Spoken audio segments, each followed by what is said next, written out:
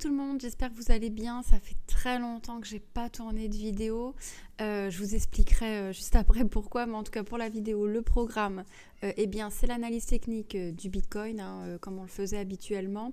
Et on ira voir sur tout simplement les marchés plus traditionnels, le SPX et le dollar, voir un petit peu ce qui s'est passé. Je vous avoue que j'ai pas eu trop le temps de mettre le nez dans les graphiques ces derniers temps. J'ai vu effectivement qu'il y avait eu du mouvement sur les marchés. Mais je vous avoue que j'ai suivi ça vraiment de loin. En fait, ce qui fait que j'ai vraiment eu pas beaucoup de temps. Je m'en excuse. Désolée pour ceux qui attendaient les vidéos d'analyse technique. Vous avez bien fait d'ailleurs de me relancer et de me remotiver à prendre le temps en fait. Je peux même pas dire que j'ai pas le temps. C'est que en fait, il faut prendre le temps. Mais je vous avoue que le temps, je le consacrais à autre chose. En fait, je suis en train de créer un site internet pour les formations. Donc voilà, le site est loin d'être fini. Pour le coup, il est vraiment en développement. Et l'idée, ça va être tout simplement de proposer des formations en ligne à des prix vraiment accessibles donc pour les débutants. Et donc, je suis en pleine conception du site et des supports de formation. Donc du coup, je vous cache pas que ça prend un temps fou.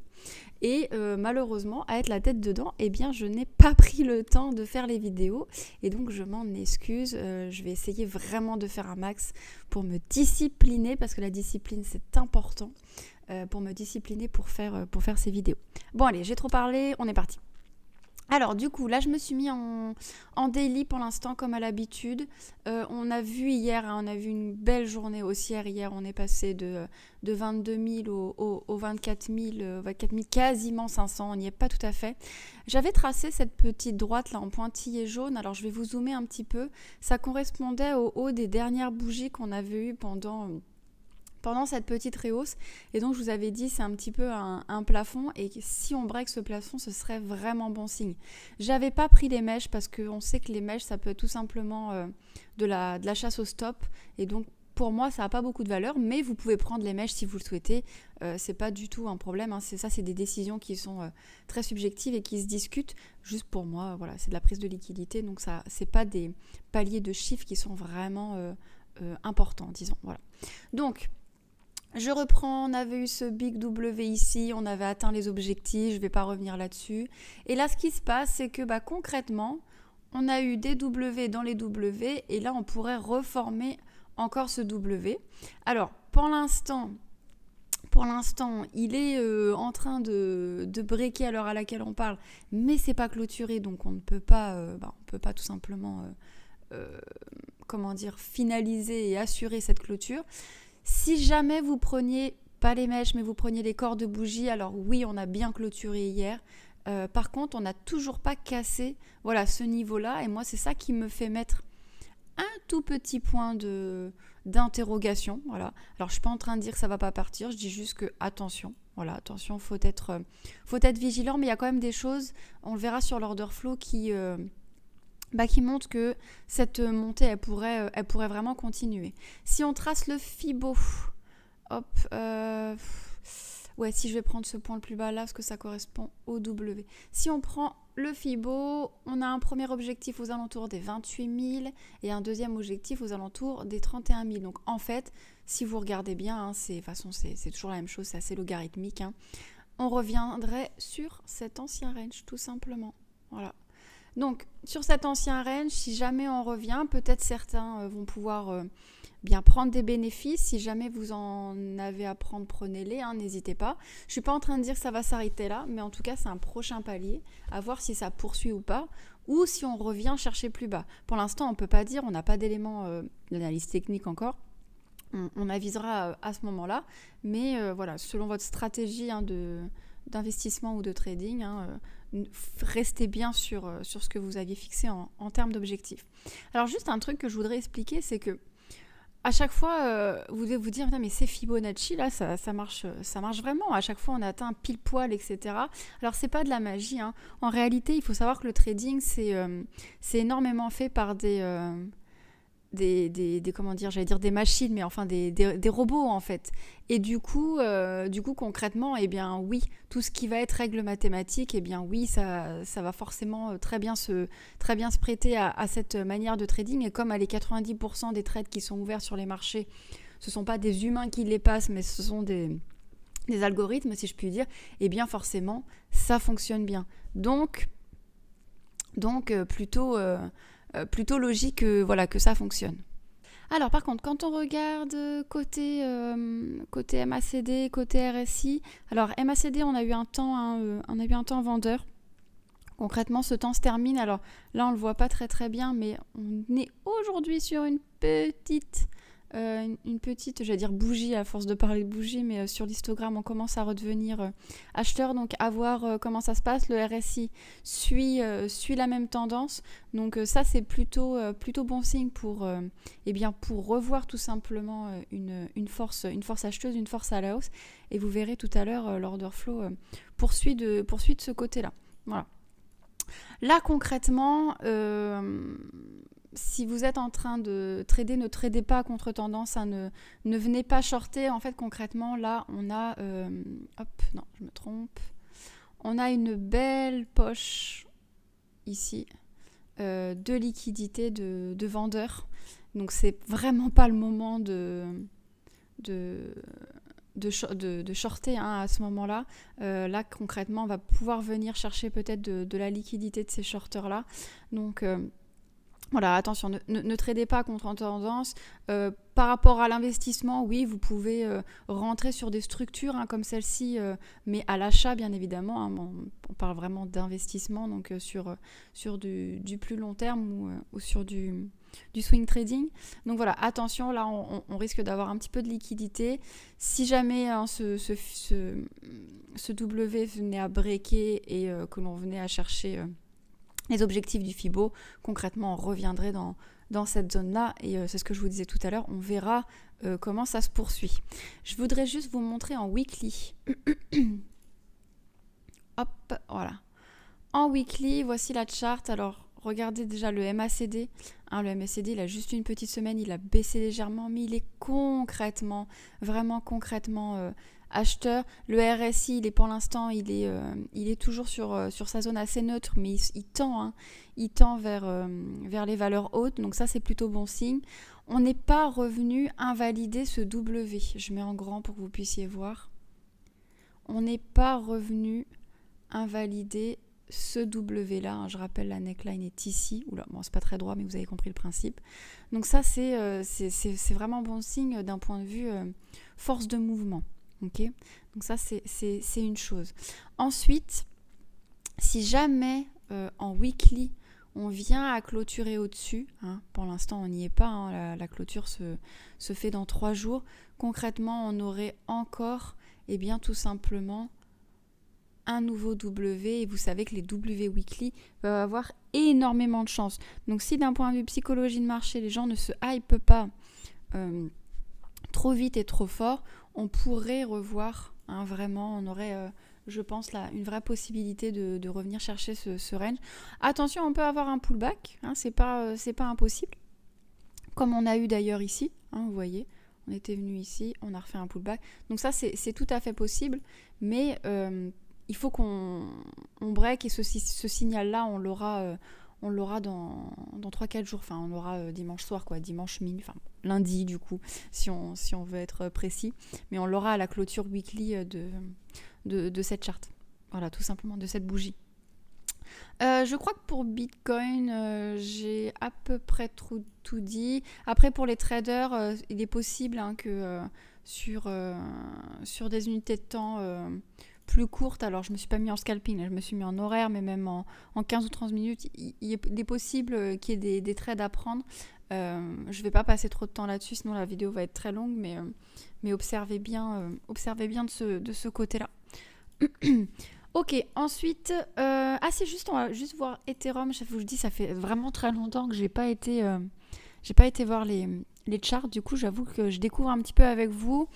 Ok, l'Ethereum, il n'a pas eu tout à fait la même force de mouvement. J'ai l'impression que les altcoins, pour l'instant, sont plutôt sont plutôt faibles. Ouais, même les alts qui étaient liés au métaverse, qui étaient vraiment très forts pour l'instant, c'est en attente, donc à voir.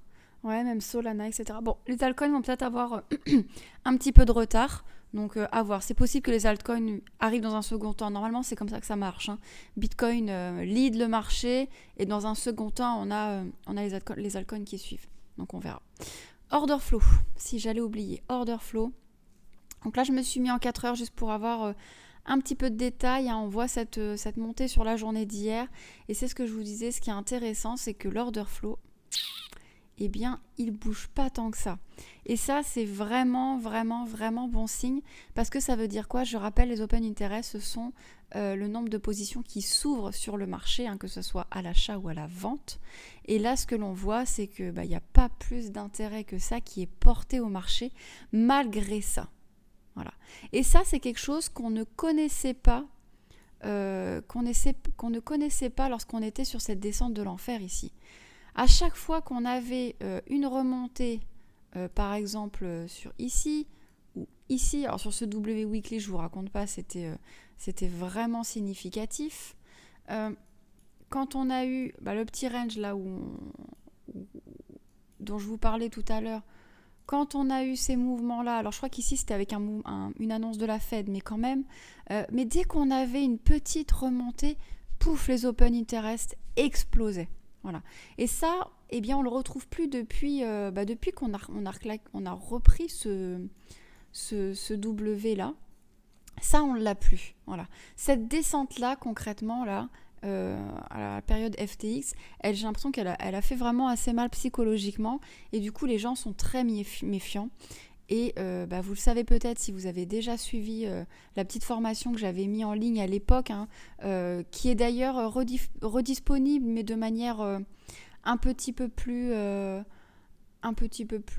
manière un peu différente, parce qu'elle est mise sous forme de chapitre. Vous l'avez ici, on l'a mis sous forme de défi. Vous la retrouvez avec le lexique, etc. Donc n'hésitez pas si vous souhaitez tout simplement la suivre, c'est complètement gratuit. Vous pouvez la voir et suivre cette formation pour vous initier un petit peu à tout ça. Les autres sont en cours de construction, n'y allez surtout pas. Voilà. Donc voilà, c'est ce que je disais. Donc ça, d'un point de vue psychologie de marché, là on voit bien qu'on est rentré dans une phase un petit peu de capitulation. Et vous le savez certainement, c'est quelque chose qui est nécessaire pour avoir tout simplement un repump du Bitcoin. On a besoin d'un marché horizontal, d'une zone d'accumulation pour que les whales accumulent et pour qu'on puisse repartir sur des tendances plus haussières. Donc ça, c'est vraiment, vraiment important de le comprendre. Maintenant, attention, ça ne veut pas dire qu'il y aura une nouvelle ATH, mais on peut avoir un temps haussier, tout simplement, et puis revenir chercher des poches de liquidité un petit peu plus bas ensuite. Ensuite, côté funding rate, on est positif, mais pas de manière exceptionnelle. Donc je vous dis, c'est vraiment pas ça l'important. Et au niveau des liquidations, au niveau de la map, on a un petit peu de liquidation ici au niveau des 23 000, probablement des gens qui ont fait pumper tout simplement ce prix. Et au nord, on n'a pas grand chose, on n'a pas tant de choses que ça sur la poche de liquidité que je vous ai dessinée tout à l'heure. Par contre, on a une vraie poche de liquidité aux 34 000. Alors, ça m'intrigue d'aller voir ce niveau des 34 000, même si je me doute. Voilà, ce niveau des 34 000, ok, c'est ici. On va essayer d'être précis. Donc, ça commence, à 34 000 au 34 500. Ouais, un petit peu en dessous des 34 000. Donc, ça voudrait dire qu'on a une box. Je vais essayer d'être précise. Voilà, on a une box, pardon. Hop. Qui est par là. Voilà. Donc bien au-dessus quand même de ce range. Ça m'étonnerait pas, ça m'étonnerait pas que ce soit les poches de liquidité qu'on avait ici sur les personnes qui étaient rentrées à l'époque là de ce gros W là. Donc ça serait vraiment pas étonnant, ou alors tout simplement des shorters qui sont venus, qui sont rentrés sur ce marché et qui sont loin d'être coincés, mais qui pourraient le devenir. Ok, pour la liquidation de map, je pense que c'est à peu près tout. On va aller voir côté SPX. Bon, bah, le SPX qui est reparti à la hausse. Vous vous souvenez de la dernière vidéo, on n'avait pas encore breaké ce W. Et bien là, ça a été fait fin janvier. Donc ça, c'est plutôt pas mal. Si on trace un Fibo, premier objectif, retour au 4425 et au 4619, 4620, allez, pour la suite. Donc on réintégrerait en fait les niveaux ici. Pour l'instant, on est en train de travailler cette neckline. Le MACD, il est repassé légèrement vendeur, mais rien d'exceptionnel. Le RSI est quand même resté haut. Donc on peut avoir un temps de consolidation. On sait que pour l'instant, niveau marché traditionnel, c'est un petit peu plus compliqué. C'est un petit peu, pas décorrélé, mais il y a des mouvements un petit peu différents que sur le marché des cryptos et surtout des mouvements moins violents. Vous le savez, le marché des crypto-monnaies est très volatile. Donc voilà, je sais qu'on a, il me semble, dites-moi si je me dis des bêtises, mais on a les chiffres pour l'emploi qui devraient pas tarder à sortir aux États-Unis. Donc potentiellement, on pourrait avoir une hausse sur ces marchés-là.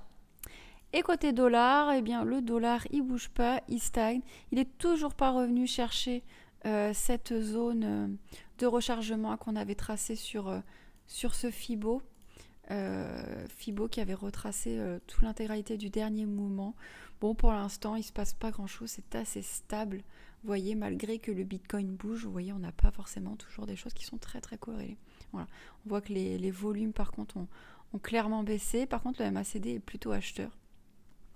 Donc, soyez vigilants. Bah, écoutez, je crois que j'ai à peu près tout dit. Si vous avez des questions, n'hésitez pas à poster les en commentaire. Je me ferai un plaisir d'y répondre. N'hésitez pas, j'insiste, mais pour ceux qui veulent s'inscrire à la formation, eh bien vous pouvez. Alors, j'ai pas repris le site de Crypto School. Crypto School va changer de nom très prochainement. On va partir sur le nom de Investir Confiant. Voilà, alors pour plein de raisons, aussi bien personnelles que professionnelles, tout simplement. Et vous allez avoir donc plusieurs formations à terme. De toute façon, je vous tiendrai au courant sur cette chaîne, bien évidemment, puisque les deux sont liés. Et n'hésitez surtout pas, si vous voulez vous inscrire à cette formation, petite formation gratuite avec des petits outils pour vous aider. Voilà, et sur ce, je vous souhaite une belle journée et je vous dis à très bientôt dans une prochaine vidéo. Ciao, ciao.